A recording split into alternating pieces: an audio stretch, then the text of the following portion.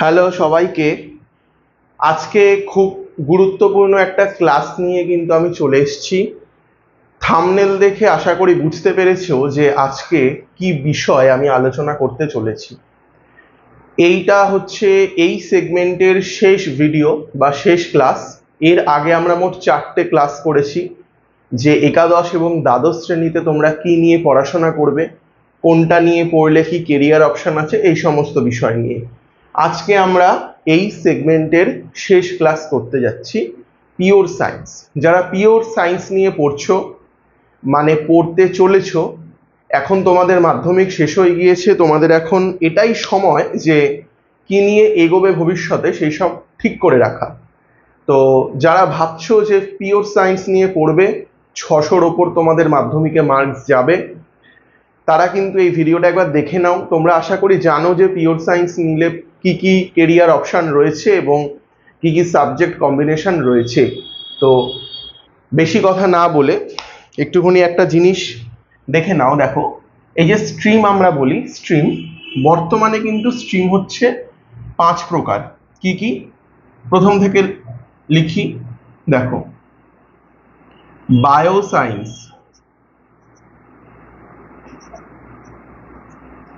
Bioscience এছাড়াও আছে eco science,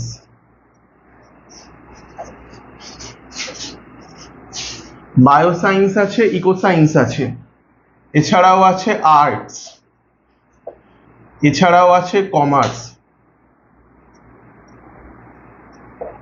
এই 4টে যে স্ট্রিম, এই 4টে স্ট্রিমের ভিডিও কিন্তু অলরেডি আমাদের চ্যানেলে চলে এসছে, তোমরা চাইলে দেখে নিতে পারো।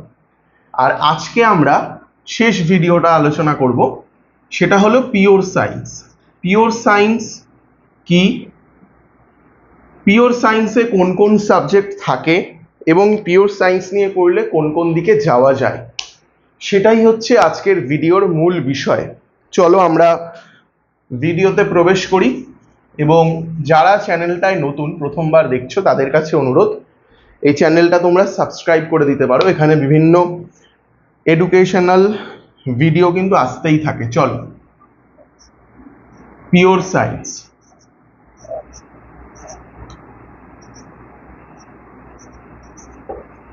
এইটা হচ্ছে সেই স্ট্রিমটা, যে স্ট্রিমটা নেওয়ার কথা আমাদের কাকু, জেঠু, বাবারা বলে থাকে।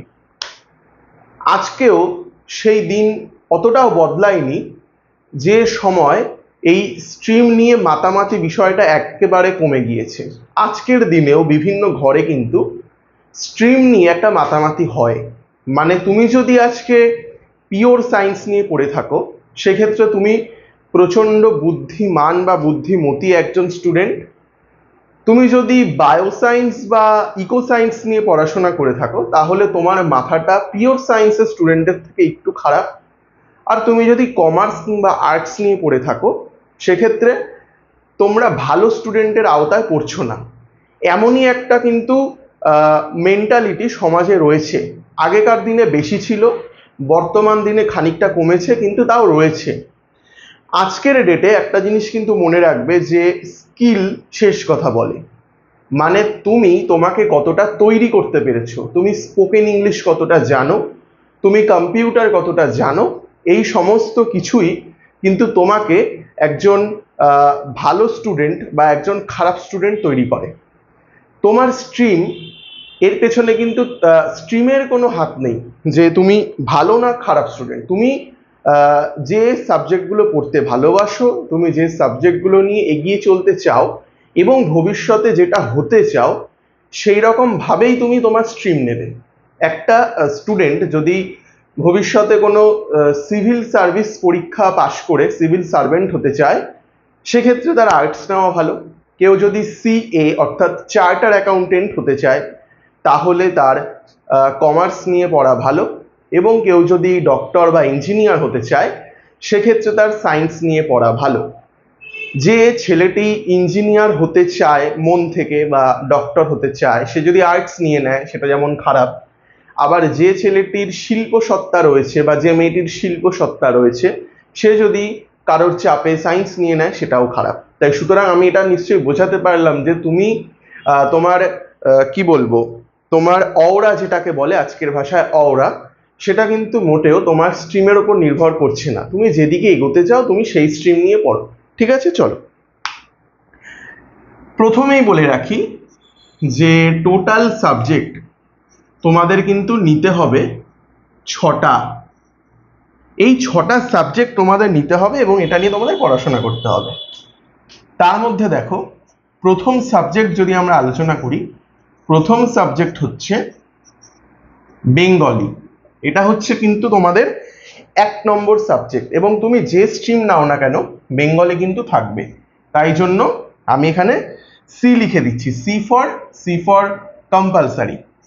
2 নম্বর, 2 নম্বরে কিন্তু তোমাদের নিতে হবে ইংলিশ। এই ইংলিশ সাবজেক্টটিও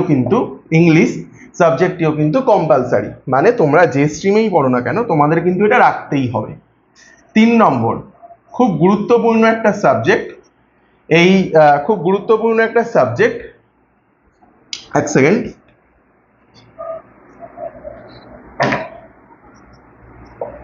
ফিজিক্স।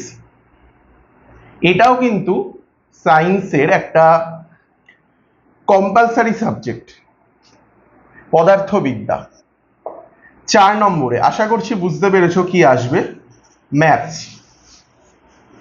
ম্যাথস কিন্তু একটা কম্পালসারি সাবজেক্ট পিওর সায়েন্সের জন্য, আর যেইগুলো কম্পালসারি আমি কিন্তু তার পাশে সি লিখে দিচ্ছি। যারা সি মানে বুঝতে পারছো না, সি মানে কিন্তু কম্পালসারি। চলো 5 নম্বর, 5 নম্বরে তোমাদের রয়েছে কেমিস্ট্রি।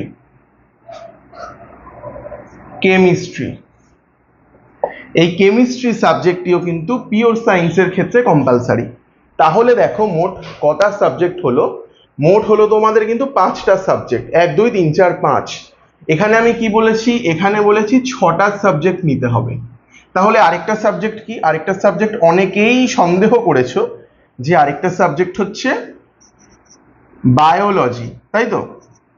অনেকেই নিশ্চয়ই ভেবেছো বায়োলজি হচ্ছে 6 নম্বর সাবজেক্ট এবং 6 নম্বর হচ্ছে কম্পালসারি। আসলে না, বায়োলজি কিন্তু পিওর সায়েন্সের কম্পালসারি সাবজেক্ট নয়। মানে তুমি বায়োলজি কিন্তু রাখতেও পারো, বায়োলজি নাও রাখতে পারো।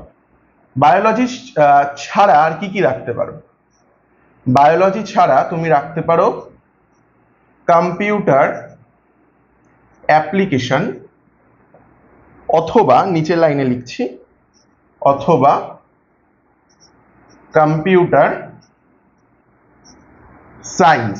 কম্পিউটার অ্যাপ্লিকেশন অথবা কম্পিউটার সায়েন্স, এই সাবজেক্টগুলো কিন্তু তুমি পিওর সায়েন্স হলে রাখতে পারো। মানে দেখো, বাংলা তোমাকে রাখতেই হবে, ইংলিশ তোমাকে রাখতেই হবে, ফিজিক্স তোমাকে রাখতেই হবে, ম্যাথস তোমাকে রাখতেই হবে, কেমিস্ট্রি তোমাকে রাখতেই হবে। এই যে 5টা সাবজেক্ট, এই 5টা সাবজেক্ট হচ্ছে কম্পালসারি সাবজেক্ট, আর এই যে সাবজেক্টটা, এই সাবজেক্টটা হচ্ছে কম্পালসারি নয়। তো এই গেল তোমাদের সাবজেক্ট কম্বিনেশন।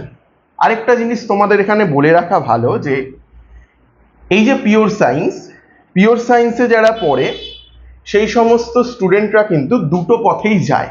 কি কি? একটা হচ্ছে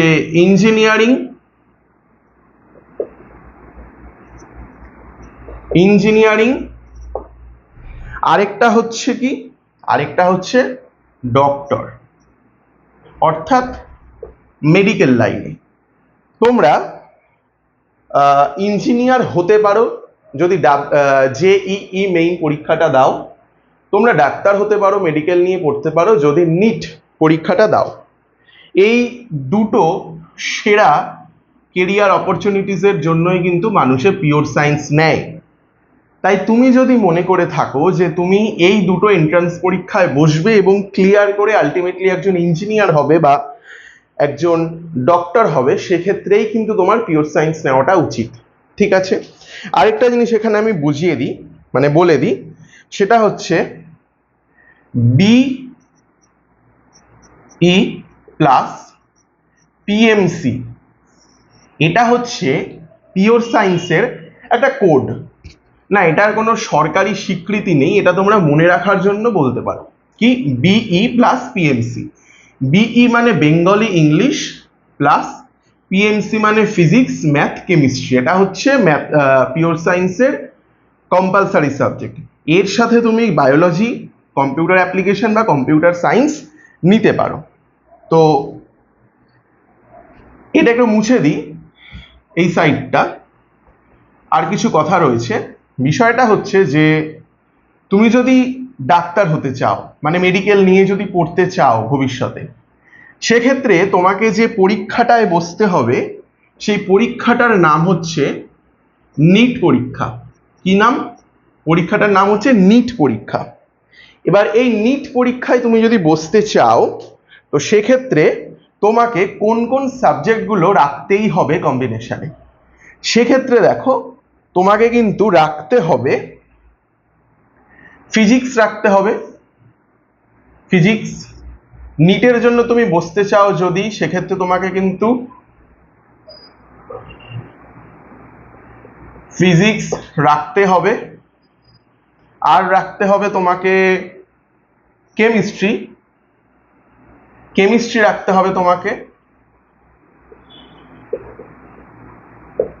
আর একটা সাবজেক্ট রাখতে হবে, সেটা হচ্ছে তোমার বায়োলজি, অর্থাৎ জীববিদ্যা।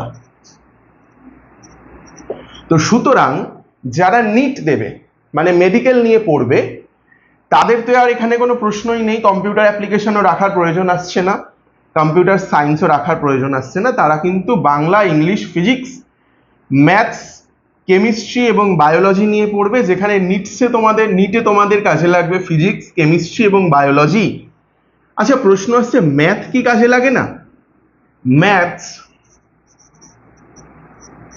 নিটে কাজে লাগে না। ঠিক আছে, কি বললাম? ম্যাথস নিটে কাজে লাগে না। মানে তোমার যদি ম্যাথ নাও থাকে কম্বিনেশনে, সেক্ষেত্রেও তুমি কিন্তু নিট পরীক্ষায় বসতে পারবে। এবার যারা জেইই পরীক্ষায় বসবে, মানে যাদের টার্গেট হচ্ছে যে ইঞ্জিনিয়ার হবে, তোমরা ইঞ্জিনিয়ার হবে বড় হয়ে, জেইই পরীক্ষায় বসবে, সেক্ষেত্রে তোমাদের কোন সাবজেক্ট কম্বিনেশনগুলো রাখাটা জরুরি, মানে রাখতে হবে।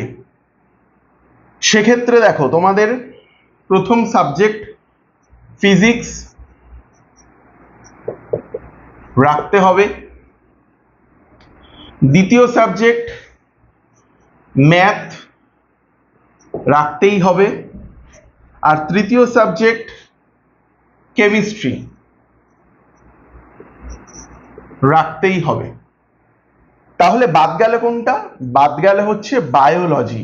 তাহলে একটা জিনিস দেখো, জেইর ক্ষেত্রে কিন্তু বায়োলজি বাদ গেল, আর নিটের ক্ষেত্রে কিন্তু ম্যাথস বাদ গেল, কিন্তু ফিজিক্স আর কেমিস্ট্রি কিন্তু দুটো ক্ষেত্রেই রয়েছে। সুতরাং এটাই বলার যে যদি তোমরা জেইই দিতে চাও, মানে শুরুতেই টার্গেট নাও যে আমি ইঞ্জিনিয়ারই হব, সেক্ষেত্রে কিন্তু বায়োলজি যেহেতু রাখার প্রয়োজন নেই, সেক্ষেত্রে তোমরা কম্পিউটার অ্যাপ্লিকেশনটা রাখতে পারো। কেন বলছি? কারণ আজকের যুগে কম্পিউটার অ্যাপ্লিকেশন কিন্তু অত্যন্ত গুরুত্বপূর্ণ একটা সাবজেক্ট। এটায় প্রচুর নাম্বার যেমন ওঠে, তেমন কিন্তু এটায় প্রচুর স্কোপ রয়েছে। তোমরা অনেকে বলতে পারো কম্পিউটার সায়েন্স কেন নয়? কম্পিউটার সায়েন্স নয় না, কম্পিউটার অ্যাপ্লিকেশন এবং কম্পিউটার সায়েন্স সাবজেক্ট কিন্তু দুটো একদম সেম সাবজেক্ট। প্রশ্নপত্র পরীক্ষায় আলাদা হয়, কিন্তু পড়াশোনা একদম সেম। কম্পিউটার অ্যাপ্লিকেশন নিলে তুমি যে জিনিসগুলো পড়বে, যে বই থেকে পড়বে, কম্পিউটার সায়েন্স নিলেও কিন্তু সেই জিনিসগুলো সেই বই থেকেই পড়তে হবে, শুধু প্রশ্নপত্রটা আলাদা হবে। তাই বুঝতেই পারছো যে কম্পিউটার সায়েন্স এবং অ্যাপ্লিকেশন একই জিনিস, কিন্তু যদি কেরিয়ার অপরচুনিটিজের কথা বলো, সেক্ষেত্রে কিছুটা হয়তো কম্পিউটার সায়েন্সের থেকে কিন্তু কম্পিউটার অ্যাপ্লিকেশন অনেকটা এগিয়ে রয়েছে বা কিছুটা এগিয়ে রয়েছে।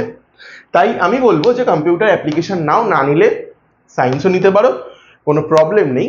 কিন্তু যদি তুমি মেডিকেল লাইনে যেতে চাও, তবে কিন্তু তোমাকে Bengali English physics, maths, chemistry, biology রাখতেই হবে। ম্যাথস লাগে না নিটে, তার সত্ত্বেও তোমাকে এই কারণেই রাখতে হবে কারণ ম্যাথসটা আবার না হলে পিওর সায়েন্স হবে না।